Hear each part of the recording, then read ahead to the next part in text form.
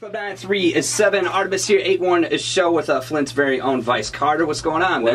What up, man? How you? I'm good, man. I'm telling you, doing this show, you get a lot of different artists that come through, and I don't even know what the first track that I heard of yours was, but it's got that backpack, like, real rap flow to it. And I started investigating, and I was like, man, this dude's got tapes on DatPiff and everything, so I want to get into it, man. First of all, I asked, the first question always is, when did you get your start in rap? Like, how did that go off? You know what? My start in rap, man, came when I was 14 years old, man. 14 years old, freestyle battling, poetry slamming at Linden Charter Academy, man. Oh, okay. And as a matter of fact, my first mixtape was done at 16 years old. 2009, Grand Theft Audio 1 was a classic, to me at least, and the people who it touched, you know what I mean? And I just started like every other artist in here, man. Just started, you know, slanging back mixtapes on my backpack, you know? Yeah. And freestyling, man, as always, you know? That's how I get started. You have to do something to get started around here. Now, like I've said, man, you have a very different flow. I mean, you know, it's so easy to get into, you know, certain flows that were hot, you know, like at first it was Meek Mill and now it's Future, you know, and you have a very unique perspective. Where did you get your influences from? Whether it be people in Flint or, you know, nationwide or worldwide, what really made you, you know, want to start selling the tapes out of your backpack and getting going like that? You know what? I tell everybody, man, as far as my my favorite rapper is concerned, man, my favorite rapper is DOC. Oh, okay. Number 1 is my favorite rapper, DOC. Number 2 is Tupac. Number 3, I had artists like, you know, Snoop Dogg. And just from DOC and Pac, man, alone, I just... I started realizing, you know what I'm saying, that it's more to rap, you know what I mean, than materialism. You know what I mean? It's more to rap it's more to rap than just talking about what you have or who you are, you know what I'm saying? You have to talk about other people's story as well. Right. You know what I mean? And I always try to do that in my music, like, just like the new mixtapes that you've heard, you know what I'm saying, thus far, like, it's always not just my story, it's somebody else's story as well. Yeah, and I want to get into that because you had Gotta Blue 1 and now you got Gotta Blue 2. What are the concepts behind both of those tapes? You know, Gotta Blue 1, the concept was as simple as, you know, just staying true to yourself in the midst of confusion, crisis, you know what I mean? Because at the time Gotta Blue was released, man, I had a lot of stuff going on. I just lost my grandmother, my great-grandmother of...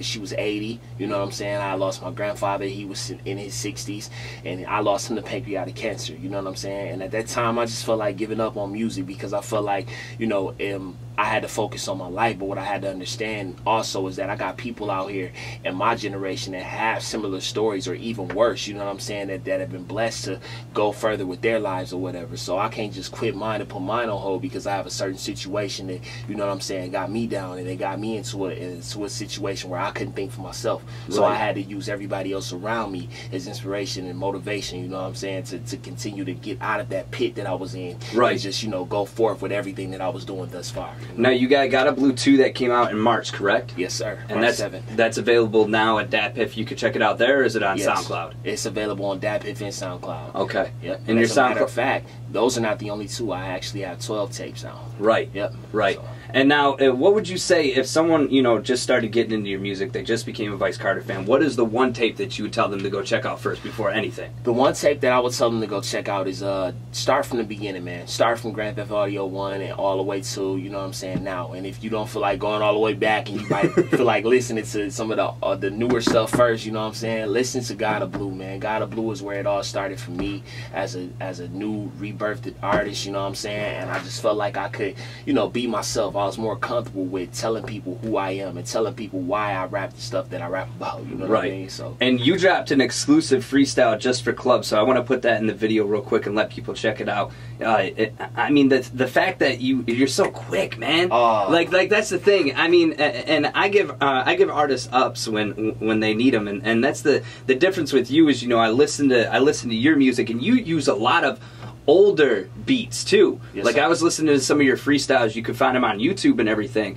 Do you feel that the older beats, you know, like beats in the 90s and even early 2000s are better than what's out now? I mean, what is your perspective on that? You know what? I feel like music is music. You know what I mean? Whether it's old or new. And I feel like all the old music, you know, even if it's old or it could be from the 60s, 70s, like, because I get inspired by some music from the 60s, some music from that Miami Vice era, you know what I'm saying? And I start to feel like, you know, if it makes you feel good and it brings out the best in you, music is music. Even with today's music, I love Future, you know what I'm saying? I love Dirty Sprite. Like, it's like, and even Dirty Sprite 2, come on, man. Yeah. Like, I love it. You know what I'm saying? It just depends on, it's certain times where you can, you know, play certain music. But I do feel like the old music is the root of it all. Right. You know what I mean? Because it don't get no realer than that. It don't. And I want to play the freestyle right now. Club 937 exclusive from Vice Carter. Hey, look, we ain't even about to do too much talking right now, dog. The big homie Artemis still brought me up the Club 937 for the A1 show. This Vice Carter, this PVE, you know how we get down. It ain't no sense in standing at this door knocking. I'm kicking it in my so days door with the needle with Janis Joplin. Y'all left me no watching. I got callers that ain't never heard my name in this city saying I'm giving them that same feeling they had since Tupac and Biggie. Allow me to reintroduce myself.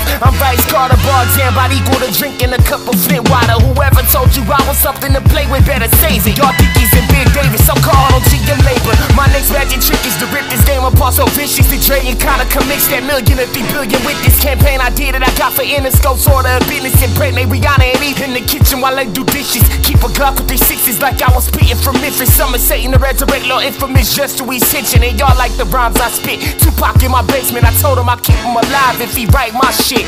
Carter. Dog, that's that guillotine swordsman rap. That's that 36 Chambers rap. Nigga, I feel like dropping a motherfucking Wu-Tang tape, dog. Yeah, that's right, a Wu-Tang tape, dog. I'ma have that bitch hosted by DJ Hype, and I'ma call it the Art of Wu. I might just drop it on Ghost's birthday. If you're feeling nasty about the hip-hop shit, this PVE, nigga. Vice Carter exclusive Club 937 freestyle. You're ahead of some of these rappers, man. I'm telling you. I know. I don't wanna cramp anybody's style, man. But you're probably the first one that dropped like an exclusive freestyle, man. How long did that freestyle take to come up with? Because you know I'm always intrigued by like people that were like, oh, well, it only took like 10, 15 minutes. Sometimes, you know, oh, this took an hour. Like, do you sit and do you pen it down? At the most, yes, sir. At the most, it took 5 minutes. At the most. And I don't mean to, you know, toot my horn or nothing. But it took 5 minutes, yo. Like, seriously. Like, we sat down, actually, what time is it right now? It's 4:21. Yeah. At 12 o'clock today, we sat down and we wrote it, and I wrote the freestyle or whatever, and I said, look, man, I was just thinking, like, in the studio or whatever, I'm like, dog, like, what if I actually did a freestyle for Club 937? Yeah. And just to show everybody, you know what I'm saying, that it's not about the music that's out now or whatever, so if you feel like you really need to get in tackle with me right now, let's listen to this. And I was like, well, no. I'm not a big if person. I'm not a person that's big on if or if possible. No, I make it possible. Right. You know what I'm saying? So that was my inspiration behind it. Now you mentioned the studio. Do you have like certain producers that you talk to and that you work with, or is it more of like a solo thing? I mean, how do you, when you get in the studio and you start putting together a project like Gotta Blue 2 or, you know, any of your other previous tapes? Is it something that you work with the same people every time, or is it somebody different every time? You know what? Actually, I work with a bunch of people, man. Like some old, some new, but most of the time, you know what I'm saying, it's just me sitting in the studio and listening to certain beats that I get from certain people, and me just trying to find myself. Like I don't believe in sitting in the studio and having a big gigantic party or whatever. Right. I really believe in, you know what I'm saying, when you got like-minded people and positive people. I hate people that's in the studio with me to say, no, I don't think you should do that, or no, I don't think you should do this. Okay, well, just put negativity in the air. Right. I believe in a positive environment when I'm in the studio. You know what I'm saying? Not necessarily yes, man, but just like people who believe in what you're doing more than you believe in yourself. You know and what now I'm saying? you've had to have like, and feel free to shout them out, man. You've had to have people in your camp since day one. Who are those people? Like, who are those people that have always been like, yo, I got your back no matter what? You know what, man? I'm gonna tell you the honest to God truth, man. That was back then. You know what I'm saying? This is now. Like, Blue Label was, you know, that was what it was, but Pyrex Vision is strictly me now. You know what I'm saying? And I got people, yes sir, and I got people that I hang with on the daily, you know what I'm saying, from my girl on down, you know what I'm saying, the friends, people, you know what I'm saying, but mostly it's my inner circle, my family, you know what I'm saying, my people that I hang around on the daily, you know what I'm saying. Now, you just released, you know, the new mixtape, which you can find that on DatPiff and SoundCloud. Just search your name, right? Yeah. Okay. Now, what's coming up? Like, what, you know, obviously this was March, so it wasn't that long ago, you know, but what's coming up? Like, can you give us any things that are upcoming that's going to be, you know, that you're doing as an artist? You know what? Pyrex Vision, my people that are surrounding me right now, man, PV, they told me, you know, this year, don't tell anybody anything. You know Oh, what I'm saying? Just let your actions speak louder than words. And truth be told, if people is looking for a release date on something new, man, like sometimes I'll throw out a joke or throw out a hint or whatever, but really take the end of the Club 93.7 freestyle to heart. See, that's what I appreciate, man. You gave us like a gem. You gave us a little. See, and that's why, like, when I heard your stuff, it's like, man, music has a message, and there's all sorts of different messages. There's the club messages, you know, the get down and party, and there's, you know, the smoking message. But your message in your music, man, you could tell it's heartfelt.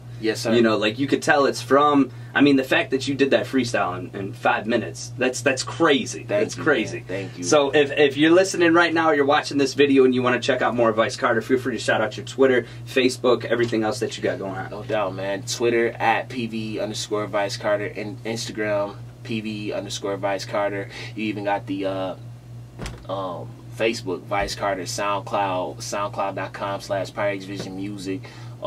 Feel free to hit me up on Facebook, Vice Carter, and you know, if y'all want to talk about music, you know what I mean, even send a positive message, man. I'm good with that, yo, for real. I appreciate you coming through, man. 8-1 show with Vice Carter.